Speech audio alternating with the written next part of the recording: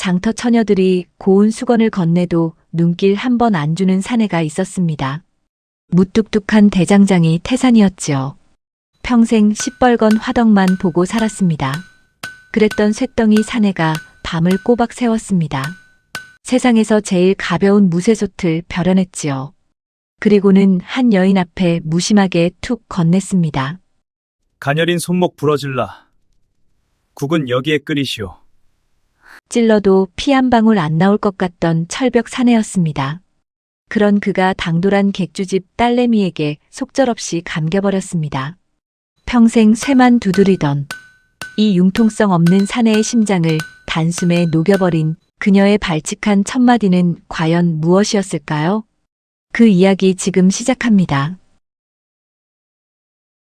장터 끄트머리에 낡은 대장간이 하나 있습니다. 남들이 곤히 잠든 새벽입니다. 이곳은 가장 먼저 시뻘건 불길을 뿜어냅니다. 장터의 아침을 여는 곳이지요. 매캐한 숯 냄새가 진동합니다. 숨이 턱턱 막히는 열기입니다. 그래도 대장간은 하루도 쉬지 않습니다. 화덕 앞을 묵묵히 지키는 주인장. 올해 27된 태산입니다. 태산이는 일찍 부모를 여의었습니다. 아버지가 피토하며 지키던 화덕이 전부지요. 낡은 망치 하나를 고스란히 물려받았습니다. 가진 거라곤 억센 두 팔뚝뿐입니다. 하지만 태산이는 불평 한 번 없었지요. 아버지가 그랬듯 매일 숯을 나릅니다. 그저 묵묵히 풀무지를 할 뿐입니다. 대장간 안은 온종일 재가 날립니다. 태산의 얼굴도 늘 숯검댕이 투성이입니다. 사람들은 열기가 싫어 쟁걸음으로 지나치지요. 하지만 태산에게는 다릅니다. 이 뜨거운 화덕 앞이 가장 편안합니다. 불길 앞에서는 말을 할 필요가 없으니까요. 그래서일까요? 태산이는 쇠 만지는 솜씨는 귀신 같습니다. 하지만 말 섞는 데는 영 젬병이지요. 처녀들이 수건을 건네도 쳐다보지 않습니다. 실없는 농담 한마디 하는 법이 없지요. 그저 쩡 울리는 망치질 소리. 그것으로만 세상과 대화했습니다. 겉보기엔 무서운 사내입니다. 하지만 그 속은 불꽃보다 따뜻했지요. 하루는 국밥집 노파가 찾아왔습니다. 허리가 기역자로 굽은 할머니였습니다. 낡고 이 빠진 식칼을 쭈뼛대며 내밀었지요. 돈이 없으니 날만 세워달라 부탁했습니다. 태산이는 툭 튀어나온 입술로 칼을 뺏었습니다. 쇳물 튀니 저리 가라며 인상을 구겼지요. 그러고는 화덕으로 획 돌아섰습니다. 노파는 그 태도에 덜컥 겁을 먹었습니다. 문가에 웅크리고 섰지요. 잠시 후입니다. 태산이가 무심하게 칼을 툭 던졌습니다. 그걸 집어든 노파는 눈시울을 붉히고 말았지요. 칼날은 서슬 퍼렇게 벼려져 있었습니다. 노파를 울린 건 따로 있었습니다. 바로 칼자루였지요. 가시가 일어났던 낡은 나무 손잡이. 거기에 부드러운 가죽이 단단히 감겨 있었습니다. 노파는 종일 칼자루를 쥐어야 합니다. 그 굽고 굳은 손가락을 태산이는 묵묵히 눈여겨보았던 겁니다. 돈은 됐소. 구석에 있는 가죽 대충 감은 거니? 태산이는 고맙다 인사하는 노파를 쳐다보지도 않았습니다. 곧장 화덕으로 몸을 돌렸지요. 하지만 노파가 몰래 두고 간 호빵 2개. 그걸 보며 태산의 입가에 싱거운 미소가 번졌습니다. 살가운 말은 할 줄 모릅니다. 그래도 투박한 손끝으로 사람들의 삶을 벼려주었지요. 순내음 밴 듬직한 사내는 오늘도 자리를 지킵니다. 하지만 대장간의 고요한 평화도 오늘이 마지막이었습니다. 해가 중천으로 솟았습니다. 장터는 발 디딜 틈 없이 붐볐습니다. 왁자지껄한 소리가 온 장터를 채웠지요. 장터 한가운데엔 제일 큰 객주집이 있습니다. 구수한 냄새가 진동하는 이름난 국밥집입니다. 그곳엔 펄펄 끓는 가마솥보다 더 불같은 처녀가 있었습니다. 국밥집 외동딸 청아입니다. 나이는 태산이보다 5살 어린 22이었지요. 체구는 조그마해도 목소리는 쩌렁쩌렁하고 손끝은 야무집니다. 뜨거운 뚝배기를 겹쳐들고 장터를 날아다녔지요. 샘도 어찌나 빠른지 거친 왈패들도 청아 앞에서는 꼼짝을 못했습니다. 그런 청아가 오늘따라 단단히 화가 났습니다. 앞치마를 질끈 동여매고 씩씩거리며 걸음을 옮겼지요. 청아의 발길이 멈춘 곳은 장터 끄트머리의 낡은 대장간이었습니다. 쾅소리와 함께 대장간 문이 벌컥 열렸습니다. 쩡쩡 울리던 망치질 소리가 뚝 끊겼지요. 이어서 육중한 무쇠솥 하나가 화덕 옆으로 쿵 떨어졌습니다. 쇳덩이를 두드리던 태산이가 고개를 들었습니다. 눈앞엔 매서운 눈을 한 청아가 떡하니 서 있었지요. 대뜸 청아의 잔소리가 쏟아졌습니다. 이보시오, 덩치만 산만한 대장장이. 양반 무쇠솥 바닥을 이따위로 얇게 펴놓으면 어쩝니까? 장작불 조금 뗐다고 밑바닥이 쩍 갈라져서 아까운 사골 국물을 다 쏟았잖소. 청아의 낭낭한 목소리가 대장간을 쩌렁쩌렁 울렸습니다. 태산이는 숯검댕이 묻은 미간을 팍 구겼습니다. 태산이가 만든 물건이 아니었거든요. 며칠 전 청아네 아버지가 이웃 마을에서 싸게 사왔던 그 솥이 분명했습니다. 태산이는 굳게 입을 다물었습니다. 구구절절 남 탓하며 변명하는 성격이 아니었으니까요. 그저 퉁명스럽게 턱짓만 획했습니다. 쇳물 튀오. 치맛자락 타기 전에 썩 물러가시오. 남들이라면 그 차가운 목소리에 기가 눌려 달아났을 겁니다. 하지만 상대는 장터에서 제일 기가 센 청아였습니다. 청아는 콧방귀를 뀌었습니다. 치마 타는 게 대수요? 당장 내일 새벽에 밥장 사야 하는데 솥이 이 모양이잖소. 돈은 2배로 얹어줄 테니 오늘 밤 안에 당장 튼튼하게 고쳐내시오.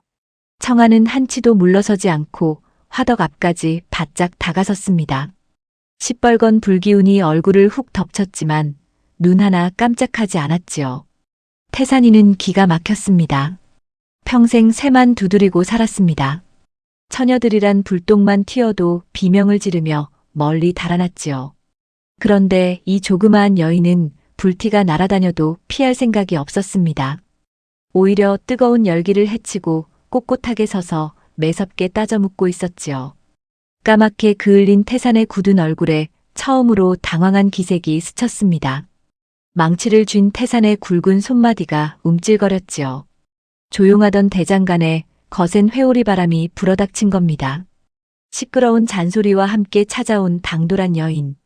쇳덩이 사내와 뚝배기 여인의 기막힌 인연은 그렇게 펄펄 끓는 열기 속에서 막을 올렸습니다. 다음 날 아침이 밝았습니다. 청아는 눈을 뜨자마자 대장간으로 달려갔습니다. 어제 맡긴 무쇠솥이 어떻게 되었나 보려는 참이었지요. 문을 열고 들어선 청아는 그만 입을 떡 벌렸습니다.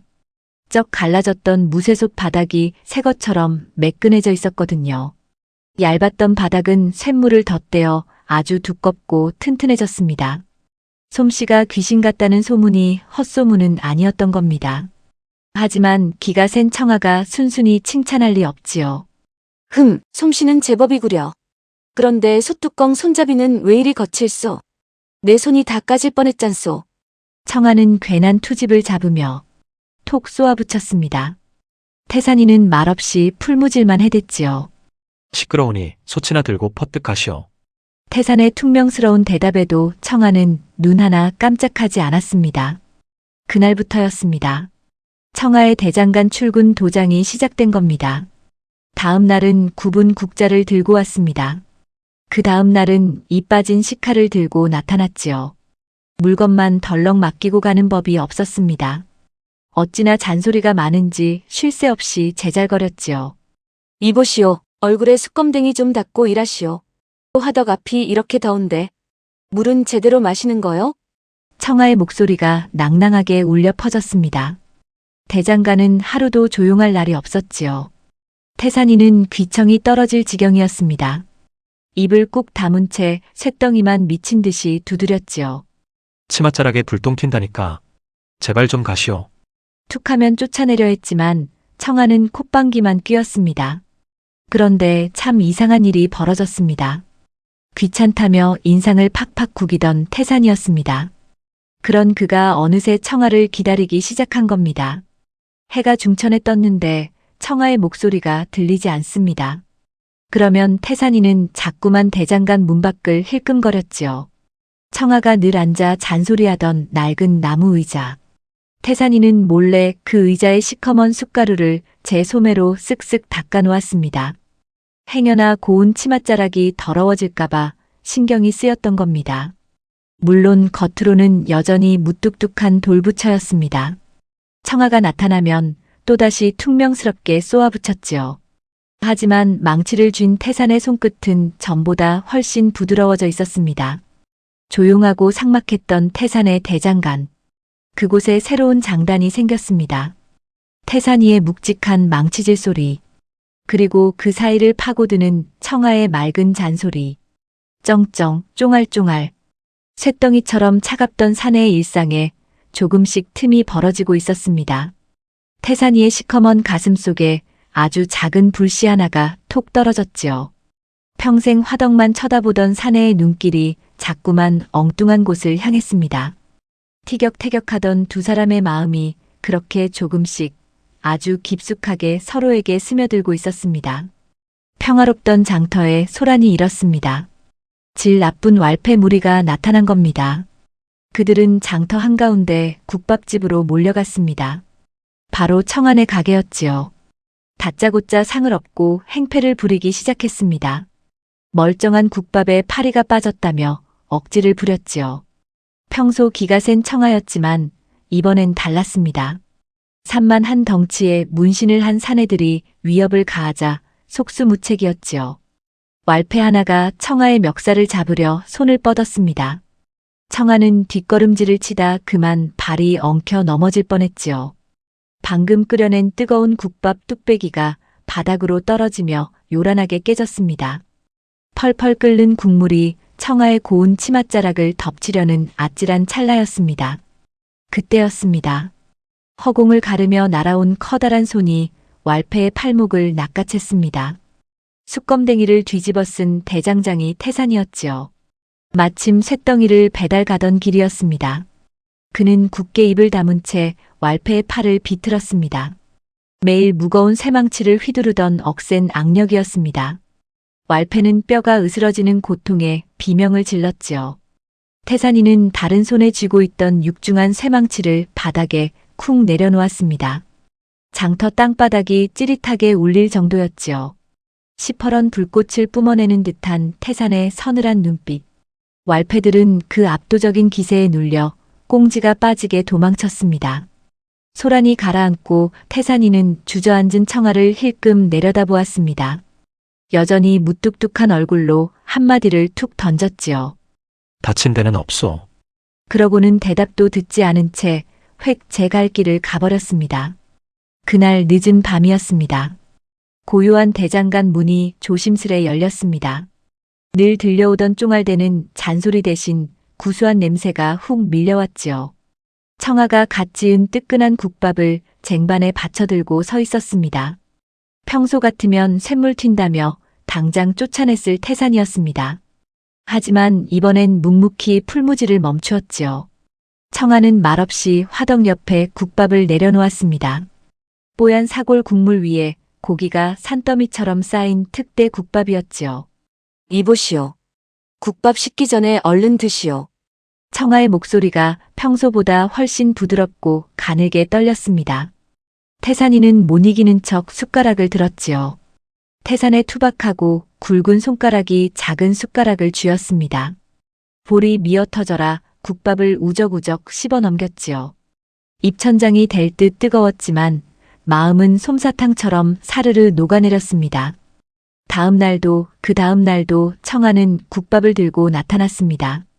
밥 장사하느라 눈코 뜰 새 없이 바쁜 와중에도 태산의 끼니는 꼬박꼬박 챙겼지요. 대장간에는 어느새 매캐한 숯냄새 대신 구수한 사골 냄새가 배기 시작했습니다. 뚝배기에서 피어오르는 하얀 김 사이로 두 사람의 시선이 자꾸만 허공에서 부딪혔습니다. 시커먼 태산의 얼굴에도 이젠 제법 자주 맑은 미소가 번졌지요. 차갑던 쇳덩이 사내의 가슴 속에 뜨끈한 국물처럼 여인의 온기가 흠뻑 스며들고 있었습니다. 이제 대장간은 더 이상 삭막한 일터가 아니었습니다. 매캐한 연기 사이로 청아의 맑은 웃음소리가 매일같이 피어올랐지요. 태산이는 여전히 쇠를 두드렸지만 예전처럼 무겁기만 한 소리는 아니었습니다. 쩡쩡 울리는 망치질 소리 끝에 가끔은 경쾌한 가락이 실리기도 했지요. 청아는 국밥을 배달하고 나서도 바로 돌아가지 않았습니다.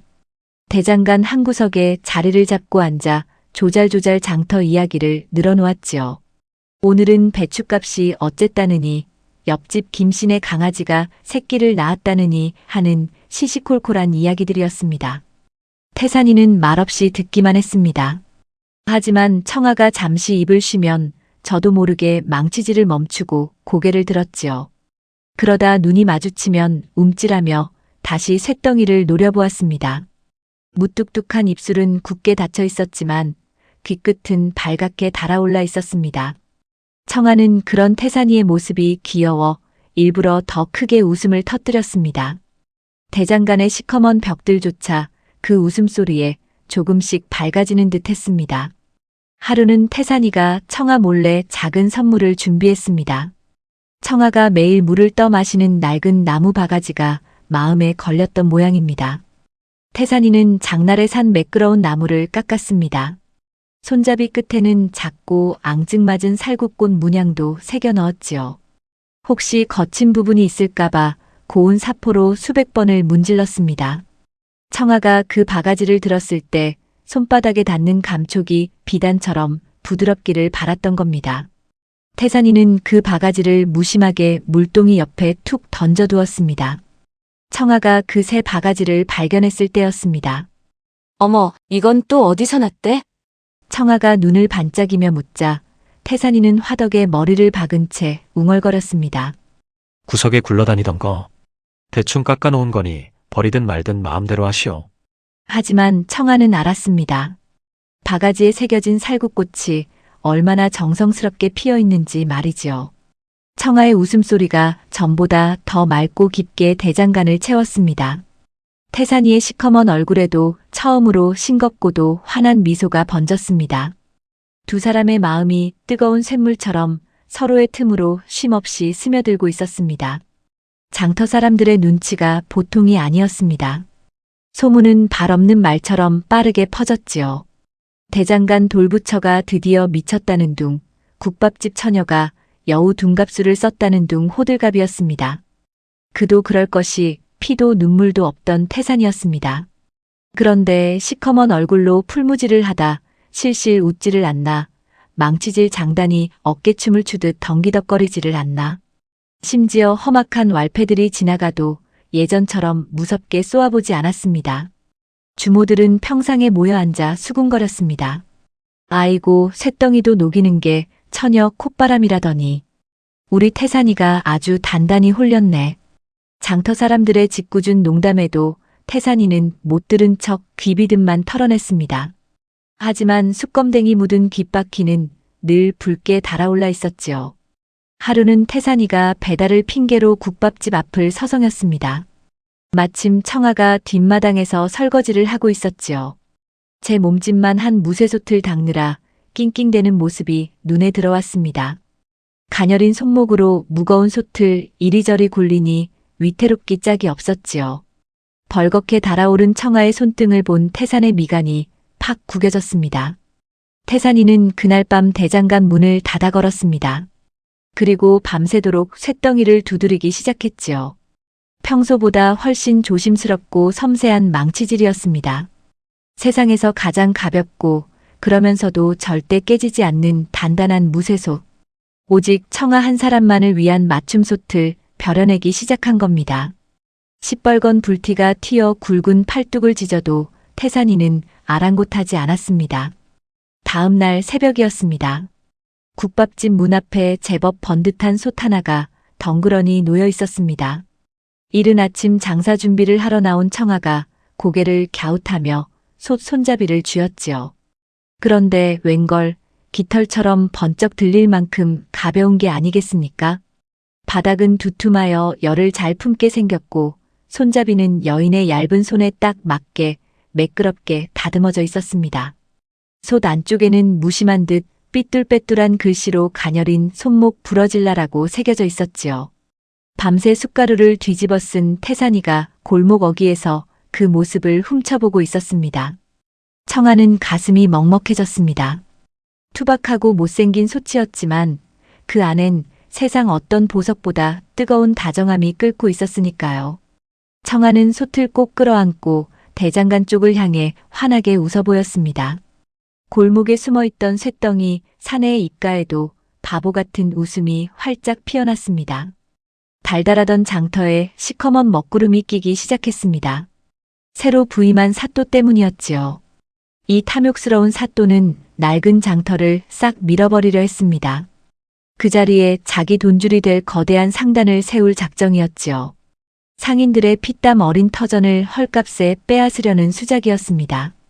그 첫 번째 표적은 장터 한가운데 자리 잡은 청안의 국밥집이었습니다. 장사가 제일 잘 되는 곳을 쳐야 다른 상인들도 겁을 먹고 떨어져 나갈 테니까요. 어느 날 아침 관아의 왈패들이 우르르 몰려왔습니다.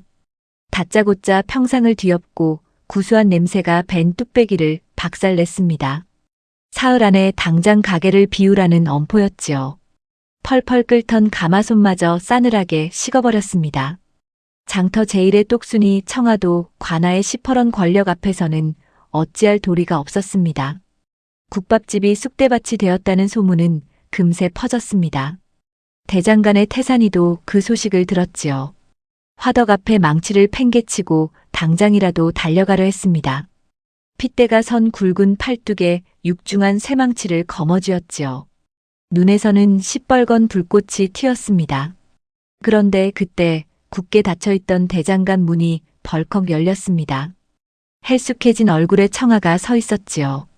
고운 치맛자락엔 흙먼지가 가득했고 야무지던 손등엔 시퍼런 멍이 들어 있었습니다. 그 모습을 본 태산이는 억장이 무너졌습니다. 당장이라도 관아로 쳐들어가 왈패들의 뼈를 부숴놓을 기세로 씩씩거렸지요. 하지만 청아는 싸늘한 눈빛으로 태산의 앞을 가로막았습니다. 나서지 마시오. 청아의 목소리는 얼음장처럼 차가웠습니다. 태산이는 멍한 얼굴로 청아를 내려다보았습니다. 청아는 입술을 꽉 깨물며 모진 말들을 쏟아냈습니다. 주제넘게 굴지 마시오. 일개 대장장이가 사또를 상대로. 뭘 어쩌겠다는 거요?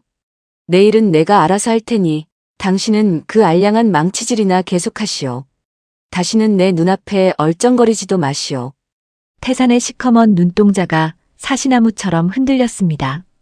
쿵쿵 울리던 심장이 차갑게 식는 것 같았지요. 평생 새만 두드리던 융통성 없는 사내는 그 말에 담긴 진짜 뜻을 알 길이 없었습니다. 그저 벼락을 맞은 듯 굳어버렸지요. 청아는 뒤도 돌아보지 않고 모질게 돌아섰습니다. 사실 청아의 속은 시커먼 숯덩이처럼 타들어가고 있었습니다. 태산이가 나서면 어떤 꼴을 당할지 불 보듯 뻔했으니까요. 관아놈들에게 흠씬 두들겨 맞고 아버지가 남긴 저 소중한 대장간마저 빼앗길 것이 분명했습니다. 자기가 모든 걸 잃고 길거리에 나앉더라도 태산이의 땀방울이 밴 그 터전만큼은 지켜주고 싶었던 겁니다. 대장간을 등지고 걷는 청아의 커다란 눈에서 굵은 눈물이 뚝뚝 떨어졌습니다. 치맛자락을 꽉 쥔 두 손이 하얗게 질려 있었지요. 덩그러니 남겨진 태산이는 망치를 쥔 채 우두커니 섰습니다. 언제나 시뻘겋게 타오르던 화덕의 불길도 오늘따라 차갑게 식어가는 듯 했습니다. 태산이는 멍하니 대장간을 지켰습니다. 언제나 시뻘겋게 타오르던 화덕 불씨마저 하얗게 재만 남기고 꺼져갔지요. 그날 깊은 밤이었습니다. 태산이는 발길이 닿는 대로 무작정 걸었습니다. 어느새 쑥대밭이 된 국밥집 앞이었지요. 달빛 아래 웅크린 작은 그림자가 보였습니다. 청아였습니다. 깨진 뚝배기 조각들을 맨손으로 주워 담고 있었지요. 가녀린 어깨가 파르르 떨렸습니다. 달빛에 비친 청아의 손등엔 붉은 핏방울이 맺혀 있었습니다. 그리고 그녀의 품에는 태산이가 밤새 만들어준 그 가벼운 무쇠솥이 꼭 안겨 있었지요. 모진 말로 밀어냈지만 차마 그 손만은 버리지 못한 겁니다. 솥을 쓰다듬으며 숨죽여 우는 청아의 모습. 태산이는 그제야 깨달았습니다. 자신을 향해 쏟아내던 그 차가운 독설이 사실은 태산이를 지키기 위한 청아의 눈물이었다는 것을요. 태산의 굵은 주먹에 불끈 힘이 들어갔습니다. 평생 남을 위해 새만 두드리던 사내였습니다. 하지만 이번엔 달랐습니다. 난생 처음으로 소중한 사람을 지키기 위해 묵직한 쇠망치를 고쳐주었습니다. 다음 날 관아 마당이 시끌벅적했습니다. 사또가 뇌물을 준 상단으로부터 새로 들여온 명검들을 자랑하는 자리였지요. 장터 상인들을 억지로 다 모아놓고 길을 꺾으려는 수작이었습니다. 으스대는 사또 앞으로 거대한 그림자가 뚜벅뚜벅 걸어 나왔습니다. 어깨에 육중한 쇠망치를 둘러맨 태산이었지요. 사또가 호통을 치며 시퍼런 칼을 빼들었습니다. 감히 관아에 함부로 발을 들이냐며 핏대를 세우고 태산의 목을 겨누었지요. 장터 사람들이 비명을 지르며 눈을 질끈 감았습니다. 하지만 태산이는 눈 하나 깜짝하지 않았습니다. 오히려 들고 있던 낡은 망치로 그 칼등을 가볍게 툭 내리쳤지요. 챙그랑. 맑은 소리와 함께 관아에서 제일 간다는 명검이 단숨에 두 동강 나버렸습니다. 구경하던 사람들의 입이 떡 벌어졌습니다. 사또의 얼굴이 흑빛으로 변했습니다. 태산이는 시뻘건 불덩이 같은 눈으로 사또를 쏘아보았지요. 쇠는 주인을 닮아 속이 썩어 문드러졌소. 겉만 번지르르 하지 쇳물을 제대로 거르지 않은 똥처리요. 태산이는 바닥에 깔린 다른 칼들도 망치로 가볍게 쳐냈습니다. 툭툭 힘없이 부러지는 소리가 관아 마당을 채웠지요. 사또가 큰돈을 주고 사들인 무기들은 전부 불량품이었습니다. 조만간 감찰이 내려온다는 소문이 파다한데 관아의 무기고가 텅 빈 꼴이 된 겁니다. 사또는 사시나무 떨듯 떨었습니다. 태산이는 묵직한 목소리로 못을 박았습니다. 장터 사람들의 터전을 건드리지 마시오. 국밥집도 원래대로 돌려놓으시오. 그리하면 내 이 관아의 무기들을 세상에서 가장 단단한 쇠로 다시 벼려주겠소. 쇳덩이 사내의 압도적인 솜씨 앞에 사또는 털썩 주저앉아 고개를 끄덕이고 말았습니다. 주먹구구식 싸움이 아니었습니다. 대장장이의 완벽한 기술로 왈패들을 찍어 누르고 장터를 지켜낸 가장 속 시원하고 통쾌한 순간이었습니다. 어느덧 장터에 붉은 노을이 길게 내려앉았습니다. 지붕마다 따스한 저녁 연기가 모락모락 피어오르는 시간입니다. 대장간의 시뻘건 화덕 앞에는 여전히 태산이가 서 있습니다. 하지만 쩡쩡 울리는 망치질 소리는 예전처럼 삭막하거나 무겁지 않습니다. 마치 어깨춤을 추듯 경쾌한 가락이 실려 있지요. 태산의 숯검댕이 묻은 얼굴에도 하루 종일 싱거운 미소가 떠나질 않습니다. 바로 화덕 옆 낡은 평상에 앉아 쉴 새 없이 쫑알거리는 청아 때문입니다. 청아는 오늘도 갓 지은 뜨끈한 국밥을 들고 대장간을 찾았습니다. 고기 반찬을 수북하게 얹어 태산의 입에 쏙쏙 넣어주기 바쁩니다. 태산이는 쇳물 튄다며 퉁명스럽게 핀잔을 주지요. 그러면서도 청아가 주는 대로 넙죽넙죽 잘도 받아먹습니다. 청아가 빈 뚝배기를 닦는 손길 위로 은가락지 한 쌍이 반짝입니다.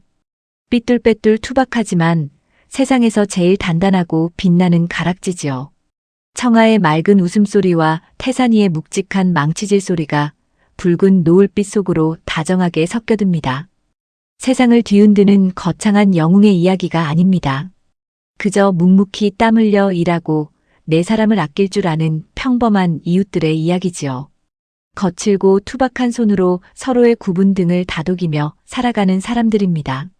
장터 끄트머리 낡은 대장간에는 오늘도 구수한 뚝배기 냄새와 뜨거운 쇳물이 사이좋게 끓고 있습니다. 억울한 일 없이 성실하게 살아온 두 사람이 맞이하는 아주 평범하고도 눈부신 행복. 쇳덩이 사내와 뚝배기 여인의 하루가 그렇게 포근하게 저물어갑니다. 가장 차가운 쇳덩이도 가장 뜨거운 진심 앞에서는 결국 녹아내리기 마련입니다. 여러분의 오늘 하루는 어떠셨는지요? 혹여 세상살이가 팍팍하고 차갑게 느껴지셨다면 오늘 밤엔 여러분의 곁에도 시린 마음을 다독여주는 따뜻한 온기 하나가 머물기를 바랍니다. 모진 바람 막아주는 든든한 대장간 화덕처럼 편안하고 따뜻한 시간 보내시길 바랍니다.